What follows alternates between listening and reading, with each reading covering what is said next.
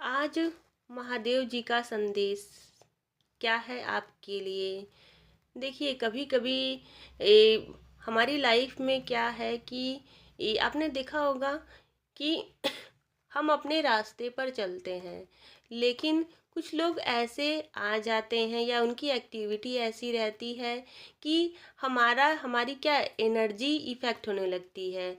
तो इसीलिए कहा जाता है अपने ऑरा को लॉक रखे, अपनी निगेटिविटी को जो है दूर करते रहे। शिव जी आपको यही बोल रहे हैं कि अपनी अपनी ऑरा को लॉक रखे और अपनी निगेटिविटी को जो है अपने ऊपर हावी ना होने दे।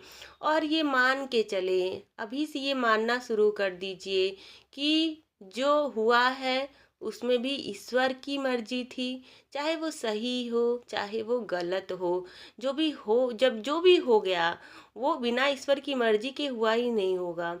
और प्रेजेंट में जो हो रहा है वो भी निर्धारित है, वो भी ऑलरेडी कर दिया गया है। और जो फ्यूचर में होगा उसके लिए भी ईश्वर ही है। अगर कुछ भी आपके साथ होता है या कोई आपके साथ निगेटिविटी क्रिएट करता है, तो कहीं ना कहीं ईश्वर हम ईश्वर देखना चाहते हैं कि देखिए हम कितने संतुलित हैं, हम कितने बैलेंस हैं। एक एक पर्सन आकर हमको कितना इफेक्ट डाल सकता है। हमको मतलब हमें खुद से अपने आप को चेक करने की ज़रूरत है कि क्या कोई पर्सन अगर हमारे सामने कुछ भी एक दो शब्द बोल दे रहा है, वो शायद हमारे लिए सही ना हो, तो क्या हम इफ़ेक्ट हो जाएंगे। ध्यान सबसे मतलब ध्यान क्या है, मतलब अपनी पावर क्या है कि हम कितना, हम शांत रह के भी, हम साइलेंट रह के भी, हम अहिंसा का रास्ता अपना कर भी हम कितना अपनी पावर में रह सकते हैं।